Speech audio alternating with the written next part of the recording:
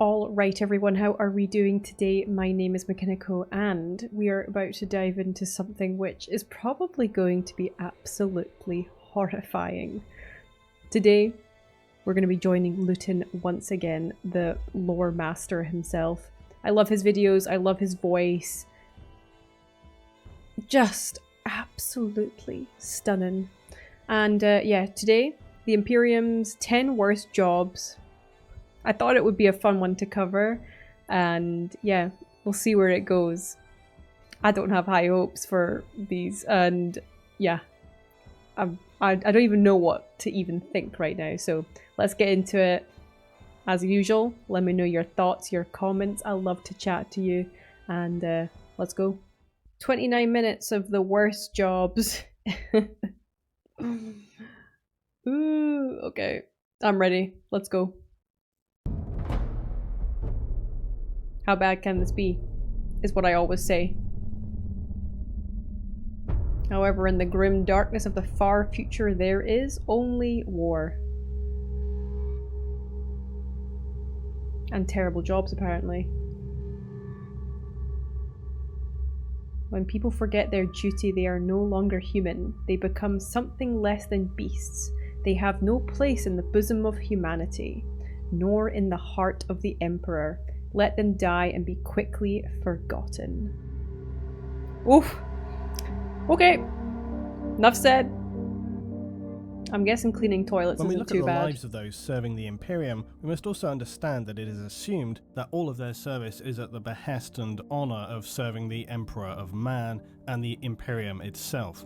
Now, while the official line from the Administratum would be that to give yourself in whatever means are required for the betterment of the Imperium is a noble cause, just and above all else a required task, it's worth remembering that these people are still humans serving in the Imperium, not superhuman Astartes or fanatical religious zealots, not cultish machine worshippers or drug-crazed hive gang members, just your average person trying to stay alive and do the best that they can. Now, while undoubtedly sounds like me today, the Imperium know that they give to a greater cause and are indoctrinated from birth into the imperial truth, at the same time you can't escape the harsh realities of some of the worst jobs imaginable for those poor saps who end up designated with such a plight in the grim darkness of the 41st millennium.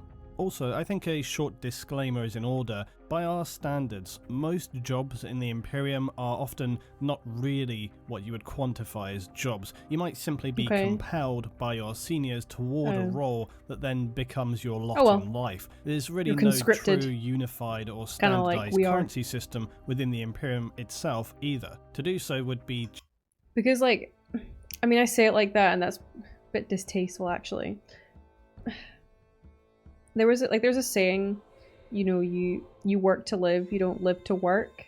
And I think that's like very, very true to sense for us. However, 41st millennium, yeah, you got no choice, you'll be put to death, and we can safely say that we're not going to be murdered for saying no to our superior.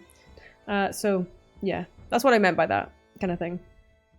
Challenging, if not impossible, given the distant scale and general instability of the Imperium as a whole. While hive cities, for example, may use credits within them, or other planets operate on a more basic bartering system, some even using coinage. There's also the Throne Gelt, which is likely as close to being a universal payment as exists, and this is often used by, say, rogue traders and inquisitors who are travelling between systems. Overall, though, there's no unified economic system. It's all based on tithes and requirements for the Imperium's needs. It's all fairly inconsistent. And while some jobs are paid and unpaid, it's often unlikely that you're going to have a literal choice in what your assigned lot in life is. People aren't going to be going out to school and then choosing a vocation, although obviously for some jobs, some roles, some level of moderate education is required so that you can best interact with the materials and data slates that you're having to handle. But you as an individual are an unimportant speck in the grand scheme of the Imperium, and you will do what is required of you,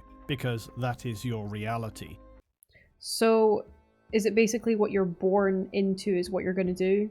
So like, I mean, can people have sex and have children and like if they're working for the Imperium, like these godforsaken souls right here?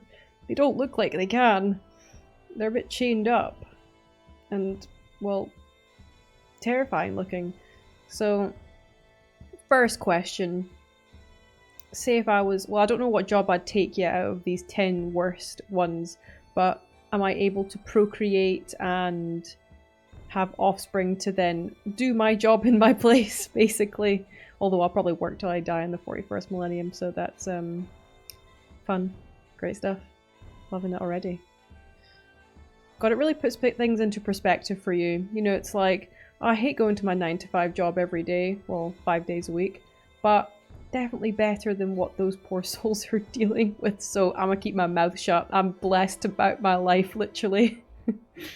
Moreover, most of the Imperium trades in commodities. This can be raw materials, military hardware, and very often humans. So more than likely you are an asset and will be utilized however the Imperium sees it. The best way to visualize currency in the Imperium is that it's all system specific for the most part, and within a hive, for one, you are likely never going to leave, and so its credit system would be very specific to that location. There's no need for it to exist outside of that. Think of it like company money. You get paid by the person you're working for, who then also happens to simultaneously produce all of your other requirements. So you then are being paid by and paying back into that same company. It's a good way to basically regulate what the citizenry are using and ensure that everybody gets their fair or perhaps basic requirement share of things. Okay. Now you think you've got a worse 40k job in mind? Well, throw it down in the comments and maybe I'll include it in part 2 of this if I do a follow-up. And if you guys enjoy this and we open it up to even some more loose speculation for different parameters and different aspects of Warhammer 40,000, this could become an ongoing accompanying series. Nice. So now in no actual order of horror, to begin with, servitors. Now for reasons we won't get into here, within the Imperium, any advanced state of artificial intelligence is aggressively outlawed. So instead, the ever-ingenious humanity of the future has found a fantastic solution to get around this problem, because we are, after all, always such great problem solvers. The solution? Well, as is always the case, there is a plentiful supply of human plebs, criminals, and general undesirables. So how about we part lobotomize them, hopefully they get the gift of being mind-wiped, and then fuse what's left of their still living but now eviscerated carcasses into a somewhat functional cyborg. It's not really AI, and it's not really human. Problem solved, everybody's happy. Except likely the unwilling participants of becoming a servitor. Servitors are a vital part of the Imperium, carrying out tasks too dangerous or too enduring for humans to want to take on the role. Although if no servitor were available and push comes to shove, you know that somebody's going to have to install that hyper-dangerous fuel system, and it's not going to be any officer types. While servitors are questionably necessary, they are a sad and incredibly depressing portrait of the dark future. And it's very questionable, given the fairly immoral state of humanity in the 41st millennium, just how well lobotomized these individuals are if they're not mind-wiped. Servitors, while carrying out their instructed functions, if left to their own devices, have been seen to become confused and disorientated, sometimes found in a lost corner of a starship or missing in the maze of a hive city, babbling to themselves with a sea of incomprehensible speech, with perhaps some scant details of their former selves and former lives, perhaps trying to formulate some cognition or sense of who they were before. Worse still, we hear stories of people who undergo surgery appearing to be under anesthetic, but are in fact just paralyzed and fully conscious. So it broaches the possibility that some or even many servitors are actually fully aware of the lives they are living, and with full awareness and memory of even their former lives, but who then simply lack the ability to speak or even control their own bodies, trapped in a silent, monotonous and potentially unending agony in the prisons they have been physically melded into. They're in a mental prison. One of probably the most common and unpleasant tasks to partake in within the Imperium would be working in its vast factories. Now, planets with hive cities will usually be spattered with important resources, and their factories will then churn out any number of processed materials necessary for the functioning of their hive and or required by order of the Imperium off-world. The administrators and governors will not care how these orders are fulfilled, only that they are completed on time as required. This subsequently means the conditions for workers are just about as awful as you could imagine. Toxic, acrid air, long 20-hour shifts, token pay, and my gosh, I'll take my 9 to 5, thanks. Still, for most people at this level of society, it's probably the best they could hope for. Upward mobility is Best not a they could thing, hope and the for. only other options being to slip into vagrancy and an underhive of horrors. Even then, this is a class of citizen who no one will blink an eye if somebody goes missing for whatever horrible reason, and still grinding day after day in a factory of hot, dangerous, and likely condemning you to a slow, agonizing death as your body is ravaged by fulfilling your work quota, coupled with the slow poisoning it receives every day, is hardly an appealing alternative. That sounds glorious. But it's the best that many can hope for. How? An Imperial Guardsman. Now, how is that the best they can hope for? Like, they're slowly being poisoned, work 20 hours a day. What do they do in those other 4 hours? Do they eat? Do they sleep? Yeah. I'll eat for, like, I'll make sure I'll get all my food into 1 hour and then I'll sleep for the next 3. That would be absolutely... Yeah, I'd die. I'd definitely die. I need like a solid 10 hours sleep. Yeah, I don't think that's the job for me.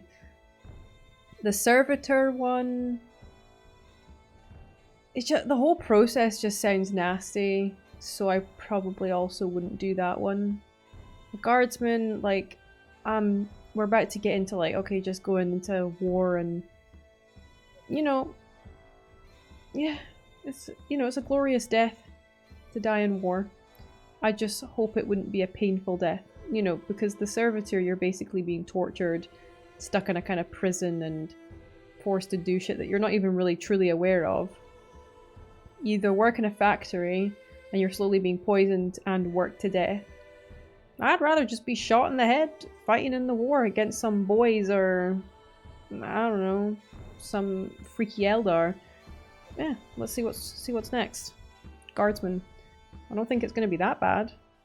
While a guardsman is obviously an honourable and respected role for those in the Imperium, because frankly anybody forced to face down a 40-foot-high lumbering alien killing machine who will in all likelihood either cleave you in two, strip the skin from your body leaving you running around screaming like a skinned animal, or just bludgeon you to a pulp, or maybe bombard you with projectiles full of acidic boring maggots, deserves a reasonable level of respect, even if that service was in fact non-consensual. As with many military roles in the Imperium, guardsmen serve with a duality of horrific warfare experience coupled with unceasing immortal honour. Because of the extreme casualty rates, most guardsmen are equipped with simply a lasgun, because why give them more than that when they're not going to be around to use it? A lasgun being a weapon often referred to as a flashlight because of its extremely poor effectiveness against the severe threats faced by the Imperium. Other heavy weaponry for its soldiers are available, as well as some devastatingly powerful tanks, ordnance and air support, but for your average man on the ground, bad luck, you get the lasgun. While Imperial propaganda will tell the glory of serving in the Imperium, the reality is fairly disconnected from this stirring and glorifying rhetoric. The phrase "battle of attrition" comes quickly to mind for many guardsmen who will not receive much if any personal body armour, unlike their superhuman Astartes saviours. Nope, you're going into battle with the shirt on your back, and as an individual, no one is going to be stopping to help you when you lose a limb or worse. And the word expendable will be very much on your commander's lips. Now, if it isn't bad enough that you're facing a nightmarish host of Xenos, your commissar will be standing right behind you, ready to kill you or your newfound friends on the slightest hint of your hesitation, or perhaps simply to just motivate those around you. Unless you have qualified for a specialist division or an elite force within the Guard, you're more than likely going to become Operation Human Shield. And if by some miracle you manage to survive the horrific conditions of battling alien horrors with little more than a gun that shoots light, having watched many around you die in the most unbearable of circumstances, and then still have your sanity intact, not to mention hopefully not having your body be completely broken, there's nothing to say that an orbiting Astartes or Inquisition may not simply decide that things are not going quite as well as they'd expected, and decide that in fact an orbital bombardment might best serve the fast resolution of the situation. I'm fine with that too. Your service is appreciated, Guardsmen. If you feel like you're having a bad day and want to voice your concerns to those around you, this is not advisable. Commissars will be standing by to silence you for potentially damaging unit morale, but like so many aspects of the Imperium, the most hollow element is the fact that in serving your family, your planet, and your Imperium, you will not be remembered and will be 100% left behind if the situation warrants it. You will not be receiving a flashy service or your family informed of your demise. You are but one of millions upon millions of soldiers, and while some planets are focused around specialist skills and military training, way to make me many feel more special, are unwitting Luetin. or even unwillingly drafted. You will not receive special genetic engineering. You get your gun, your orders, and a direction to advance. And a little helmet. Now get on with it, guardsman, before your own officer shoots you for failure to follow command. Next, in direct contrast, is the dull monotony of bureaucracy. You are the grease and oil in the machine as an administrative scribe. While many lives in the Imperium are pain-ridden and lives of frustrating physical agony, there is an argument to be made that endless perpetual administration is equally unbearable. The role of an administrator or an administrative scribe is to perpetually carry out tasks that must seem simply entirely pointless in the grand scheme of things. Your daily tasks lost amid a vast ocean of information.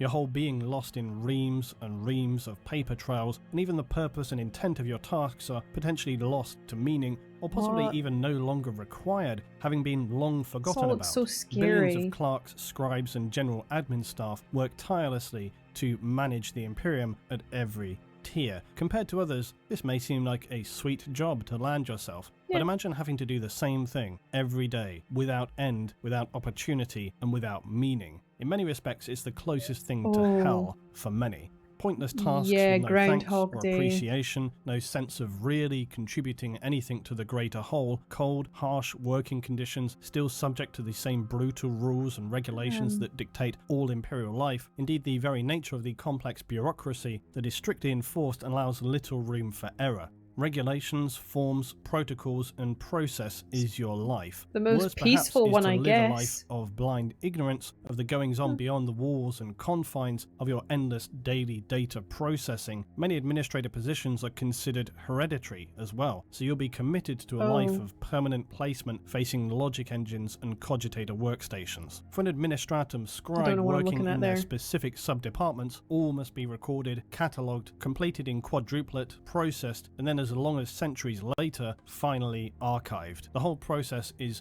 grindingly slow and dull beyond the strongest possible interpretation of the word. And as a final insult, you must fulfill your role accurately and efficiently for the entirety of your servitude. Seems a bit Failure too to do so risks intervention by the Inquisition. Administrative departments who have failed to maintain an acceptable level of efficiency, or worse, make a catalogue of errors, may be subject to mass summary executions by hell yeah, I would Inquisitors make some mistakes, crimes that's for against sure. the Imperium. I'd need As a someone to simple double check my cog work. in a machine, you could also unknowingly participate in a scheme of upward conspiracy and corruption and be judged for this without even having been aware of doing so. What? A thankless, soul-destroying job where you'll likely never see anything beyond the incarcerated walls of your administrative vault sector. Now, the human batteries, otherwise known as psychers, used to fuel the Emperor. I don't want this job either. No, I don't want this one. Unsanctioned psychers are continually hunted by the Imperium, and when discovered, they will likely be transported off-world to return to Terra in what are referred to as the much-feared Black Ships. As an unsanctioned psyker, you'll be assigned to one of two roles for the Imperium: training to a full operating psyker, or a psychic human battery to fuel the Emperor and the Astronomican's daily required injection of psychic power. Unsanctioned psychers represent a great threat to populations as they run the risk of unwittingly becoming a portal for demonic incursion. And those imprisoned within its cavernous, permanently dark, freezing cold holds on the journey back to Terra, with thousands of other unfortunate members being probably the most harrowing part of the ordeal, as these untrained psychers will expel their panicked and fraught emotions all around them. As such, only the most mentally strong Sisters of Silence will crew these vessels so as to be able to withstand the constantly soul-numbing despair of the incarcerated amateur psychers. Yeah, so recap very quickly. The psychers.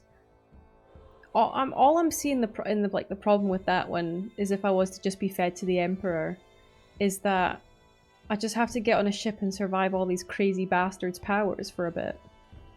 That's the only problem I'm seeing here. If I can get through that and just be given to the Emperor, then my life's work is done. And I don't know what I was doing before that, but hopefully I was just on a nice planet, chilling, drinking some wine, And then, you know, the black ships come and take me. I'm okay with that. Yeah, I'm okay with that. I don't want the administration job. I'd be terrible at it and I'd be kind of bored. Like, very bored, apparently. And, yeah, so I'm still leaning towards, like, working as a guardsman right now. That could change. We are halfway through. Let's keep going. For the majority of these poor souls, upon reaching Terra itself, their fate will be psychic disintegration, as they're consumed by the Emperor and the Astronomicon, their very mind, soul and body being consumed in agonizing psychic fire, and their bodies and brains are burned to ashes. But it does keep the Imperium's lighthouse lit for another day at least. For the Emperor though, innit? It's all good. An unpleasant but perhaps at least highly appreciated task to carry out in your service for the Imperium is that of refueling a starship warp drive. What's this one then? And this has scant documentation on who specifically carries out this role, but it is described as being similar to a funeral procession. Those chosen to carry out the task will begin by leaving an airlock to cross the service deck of a ship, wearing robes of grey metallic thread connected up with valves of long cabling, all wearing thick lead gloves as they carry their heavy metal caskets upon their shoulders. The service staff's eyes, nose and mouth will be similarly fitted with these connective valves, the unknown material they carry within these caskets evidently being extremely hazardous, for as these individuals cross to their objective, their flesh, skin will slowly cook and be burned away. This process being described by tech priests as the most perilous operation a vessel could undertake, barring actual combat. As the procession of staff would approach the warp drive central column, the casket carriers would become even further physically damaged and even start to disintegrate, but being driven perhaps by the chemicals and gases being infused into them as pain suppressors and some chemical concoctions to enable them to carry out such a task, they so I'm doped up to fuck, basically. But the closer the carriers come to the drive itself, the more they begin to stagger and their metallic robes deteriorate.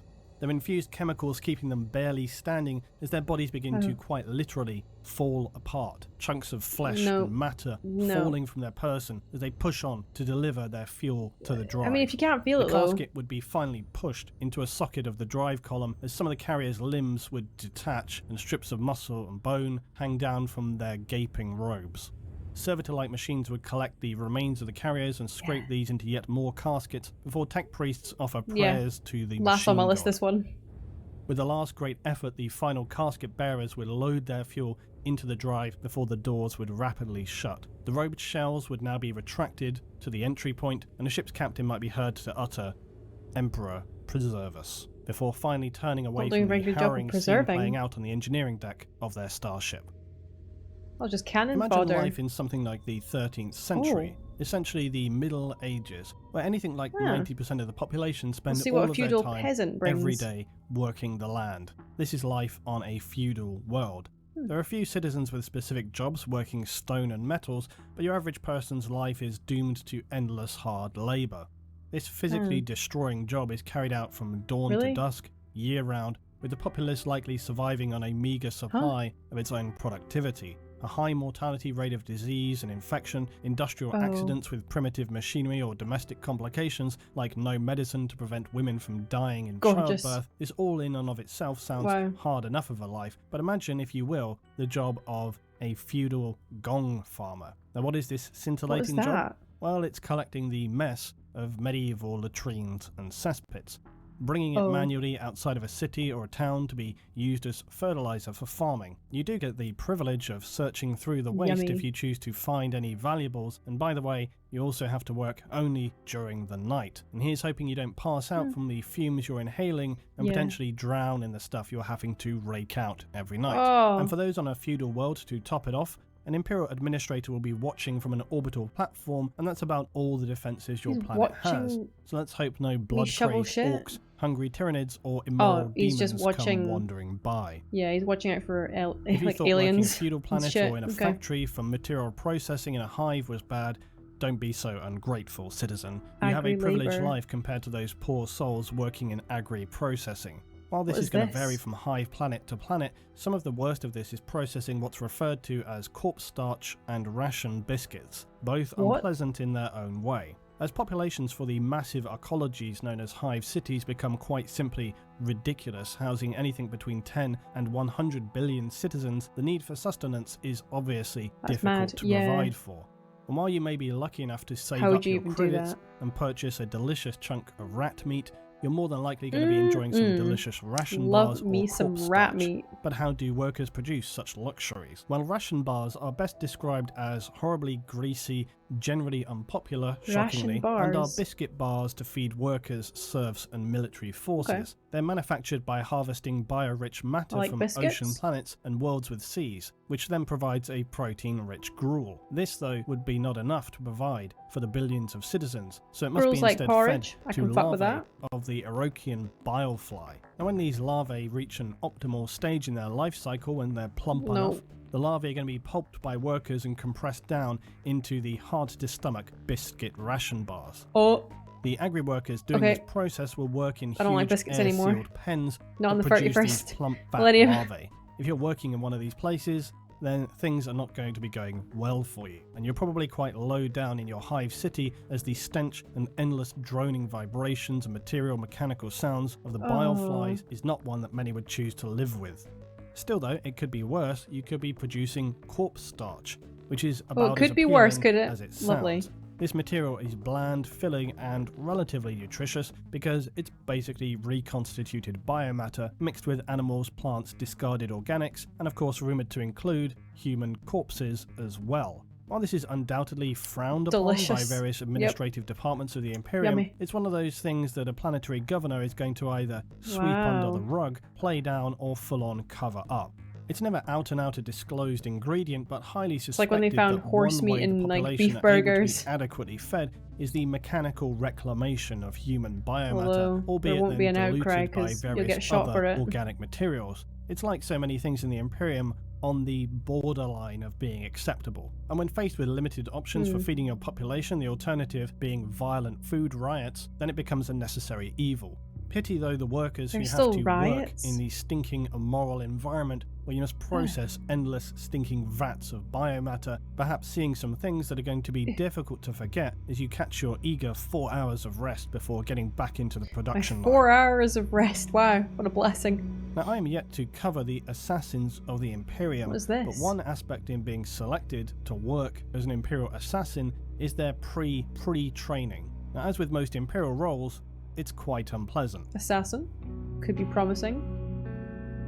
But he says unpleasant, but you know what? It takes a lot to put me off. Which disturbingly leans towards using the youngest recruits, as they are less developed and therefore easier to bioadapt later in surgery. To start off with, most recruits will be orphans from a death world, of which there are quite unsurprisingly a plentiful supply in the Imperium. These recruits, after some base training, will be transported to Terra, but en route they will continue to be trained by a survival of the fittest assessment. These very young recruits will engage in what can best be described as an ongoing battle royale of wills, initiative, and resolve. Recruits are required to survive on minimal food, even minimal oxygen, for days on end, as well as continual forced fighting between themselves. This could be armed, unarmed, in near total darkness, or distracting oral and lighting conditions. Heat, cold, varying levels of gravity from the thin to the severe all will be factors in their assessment. When they eventually reach Terra, there could be anything below 1/10 of the original number of recruits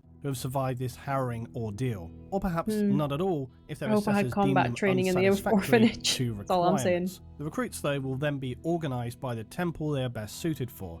Ever so assassin recruits face, though, the further horror of being now forcibly bioengineered. These youngest recruits, who are essentially children, will be turned through this process into unstoppable drug-fueled killing machines. To achieve this, the Medicus adepts will use a range of genetic adaptation, endoskeletal restructuring, bionic implants, and infusions of chemicals to turn the previously human youth into a nightmarish weapon that can barely be controlled by its own leaders. Their cerebral cortex will also be enhanced and the brain fitted with Lobo chips. Did I say assassin sounded fun? I didn't mean it. To either raging hate, pure determination, or extreme fanatical drive for the love of the Imperium at any cost. This whole process is unpleasant, and far from risk-free. Many subjects will die of massive multi-organ collapse as their bodies struggle to handle the severe restructuring. And this is not to mention What's the even the inevitable side point? effects from being turned into a bio-enhanced, drug-fueled, borderline if not psychotic killing machine.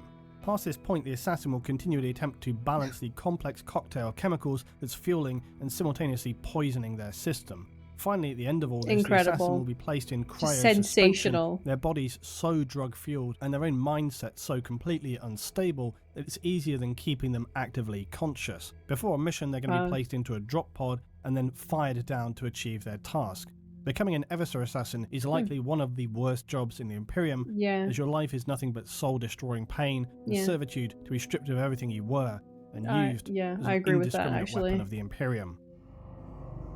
Now, penal legions are the dregs of Imperial society, What is this? so you can imagine these are some less than capable individuals. These are usually members of the Imperial Guard and PDF who have perhaps not been executed on the spot for their crimes and instead commuted to a life sentence in the loosest definition of the word. However, a penal legion can be easily made up of murderers, maniacs, thieves, in general criminal elements. I love how of people society, still have time to murder, or just those who were far too incompetent in their in duties this world and without have been the fear. sentenced to play some more mildly useful role for the Imperium. These legions, though, unfortunately, are basically the waste dump of human society and are forced to wear explosive slave collars that are more about turning the troops into human bombs than a disciplinary incentive. They march in a shambolic way towards their goal, or perhaps run if they're crazed, and then perhaps to just encourage those around them with whatever they're meant to be doing. Maybe a few of them will be blown up and detonated Some saw here shit and there. right there. But is this the job we're talking about? Well, no. In fact, what we're actually sparing a thought toward are those tasked with maintaining control over these plebs. Penal Legion overseers essentially have the unfortunate task of herding a bunch of shambolic, potentially God, it'd be like and herding psychopathic fucking cats. Some of the Penal Legion will relish We said their it at the role same and time, accept that's so their weird. death, running headlong into the enemy, but others may fall into mental ruin, just falling to the floor, crying, unable to move. Others may try to run away or simply just lash out and kill those standing around them. As frustratingly soul-destroying as such a task is, those commanding a Penal Legion are usually well versed in dealing out punishment, cruelty, and incentives to their I mean, the Penal Legion Overseer, I don't think that job kind of just sounds funny, because you're just whipping these guys into shape, and like whether you do a good job or not, like they're just gonna explode. they're either gonna cause themselves to explode or someone else, it seems. So I mean, I wouldn't mind herding crazies around, you know. It would kind of just be like, all right, Betty, you know, get back in line. Yep, no, you know, your daughter's not here. No, just keep walking. No, yeah, it would just be kind of like that stupid shit. Like, I guess people with like dementia or something. This is like how I'm imagining it. I don't think I'm imagining it in the sense that of the true horrors that it would be. Like, you've obviously got like freaking maniacs and killers and stuff.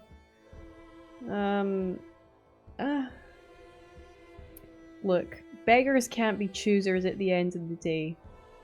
So I'm so far choosing the Overseer or Guardsman. Yeah, this is where we're at right now. And I mean, we've got one more, it seems. We've got one more. I wonder if that's going to be my one true dream job. We'll see. We'll see. Force will lay down brutal levels of discipline. Despite this professionalism though, it's still likely one of the most frustrating roles to have to command in, with a force who are potentially just as happy killing each other and themselves as they are the enemy. Like, at least you know that. So now to finish, I'm going to have to break your immersion. But the truest worst job that could exist in 40k is, well, whatever you can draw from your own imagination. Because this might seem like a cop-out, but it's actually the real bedrock of 40k. Because while it has embedded canon and non-canon lore, it's also a world whereby you as a participant are encouraged to use your own imagination. The civilian life of the Dark Future is very poorly documented, and really we only have scraps of information compared to the endless raging warfest that is ongoing between various factions. The civilian life of the Imperium is perhaps one of the most interesting aspects that exists, in the 40k universe. And if Games Workshop will not expand upon it, maybe it's time we start doing so ourselves with some wild speculations. Gosh, and I wonder what I imaginings. could The think whole of. thing with 40k is that the Imperium itself is so fractured and spread across countless systems with vast distances in between, it's really hard to focus in on some of the details of different worlds. Now this has happened very, very slowly over time with little fragments of information, but some could be, for example, nightmarish gulags, while others could be verdant, lush garden worlds of pleasure. Others could be more Earth-like with all the complex goings-on of human life that this entails, or you could be living in a horrific hive city or toxic choking forge world. Or how about a planet that's being cut off from the Imperium due to a simple administrative error, forced to go its own way with the vague hope of one day being rediscovered if it's not destroyed by some other alien process in the meanwhile. Incredible. And this for me is one of the most enjoyable parts of Warhammer 40,000. You can use your own imagination to build a whole narrative given the existing lore and framework of the factions within it. Often the world of 40k draws on real-world history, and it's something that I really love the idea of doing in creating whole descriptions of planets and locations that are non-canon. Gotta be something to think of all that. Perhaps this is something I'll find time to do. Perhaps it's something you guys would be interested in me doing. In the meanwhile, worst jobs, canon or not, tell me down below what's the worst thing you can come up with. I'm probably going to regret asking that, but let's see. As always, guys, thanks for watching, and thank you for your support. I'll see you in the next one. Thank you, Luetin. That was fucking epic. I definitely know which 2 jobs I'm gonna consider doing. Yeah, overseer or guardsman. I mean, I don't know, the overseer kind of seems a bit like, oh, what does this say? Alright, each man executed is a man who can no longer serve, and to fail in service to the Emperor is the greatest of sins. Oof. Lehman Russ. Primarch of the Space Wolves. Cool. Very cool. I can't remember what I was just saying. Oh yeah. Overseer seems the most like interesting because yeah, you're just herding cats and just sounds fucking crazy. And why not? Like, might as well have some fun with it, right? The guardsman, like, yeah, I'm not a boss, so I'm just kind of like, and even then, like, the boss might just kill me because he wants people to be a bit more motivated, so I mean, that's fucked up. Yeah, it's really fucked up. We're gonna read some of the comments of what people came up with because I'm like, just knocking everything over. I'm wondering what y'all have come up with. And if you guys have any other ideas, actually drop it in the comments. I would love to hear. Would love to hear it. Yeah, Luetin's videos are so good. Thank you so much, Luetin. You guys know. You guys know he's the best. Alright. I love how you can apply for retirement as a guardsman after 20 years of service, when the average time a soldier fights before death is 15 hours. They're fucking playing with you. You know you're never gonna get to retirement. Alright, so this person says, I've got a worse job for you. Someone probably already stated it, but a psyker wired into a warlord, sinister titan gives me chills. A claustrophobic tomb you can never leave, leeching your energy and forcing you to feel so that your suffering can be used as a weapon of war. I mean, not sure. Not sure about that one. I wouldn't want to do that one because it doesn't sound as fun as the Overseer. You forgot a worse scenario for the Psychers being put to use by the Grey Knight Space Marine chapter. What do they do?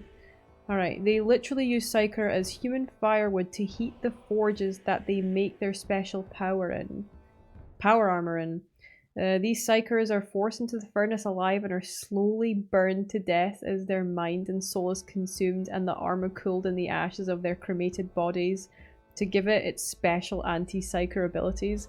Ooh. Alright, so I think I did say, like, I was like, oh, I wouldn't mind being burnt as a Psyker for the Emperor, but if it's like really slowly being burned, like in the fucking Trojan horse, like, no. I don't like the idea of being either like chemically, I don't know, melted or heated up to the fact that I'm like slowly turning into barbecue. I don't like that. I really, really don't like that. So that's why I'd rather just be like dead in war, but I wouldn't want to fight the Dark Eldar or anyone a bit saucy like that, you know. No, I just want a gunshot or a big smack across the chops. Like that would do me. I'm asking for it easy. I know. Alright, the worst job in the Warhammer 40k universe is, drumroll, being a Disney Imagineer. What? Oh, seriously though, the worst job belongs to the Emperor himself. Trapped in a zombie body, having no way to communicate with the outside world, connected to highly invasive life support systems by people who don't care if you still consent, continuously battling demons in your mind, never getting to sleep, and know you can't ever give up and die because nobody else is qualified to do your job for 10,000 years straight. That's not a noble sacrifice, that is actually hell. Lol. The Disney Imagineer got me because I was like, what is that job? And then I realized what he actually meant. Moving on. Okay, someone says here that the Starship Refueler actually looks like a wonderful job. They give you good painkillers. You get that good shit. It can't be overstated that this is a setting where only the lucky ones get just to die, yeah. Oh, and if the painkillers fail, you fall to the ground screaming, and you're unable to complete the job. Alright. I mean, at least you're unconscious, but still, I don't know. Kind of want to see stuff and not just be stuck on some ship or down some freaking mine. Like, that's not for me. Ah, no, I'm done. I'm done. No one had really something worse than this, so maybe he covered all of the stuff that's ever been mentioned in Games Workshop stuff. I don't know. I don't know. You can let me know if there's any more. I don't know if he made another video, but I'll have to see. And yeah, we'll check it out. Oh, there is a part 2. I'm looking at it right now. Top right, you guys, top right. Ooh. Part 2. An hour of talking about jobs. The worst ones. Damn, it's gonna make me feel so much better about my life, like right here, right now kind of thing, but we'll save that for another day perhaps. But yeah, you can let me know if you like this, and we can go on to part 2 if you guys want. I'll do it for you, and we can have a wee chat and see what you think. Let me know what your favorite worst job is. Like I've done here. I've like made the best out of a bad bunch, I feel. But anyway, you guys, you know what to do. Leave a like and subscribe. Let me know you love me. Show some love. Like, subscribe, watch all of Luetin's videos. He deserves it more than I do. And once again, thank you so much, and I will see you again next time. Take it easy.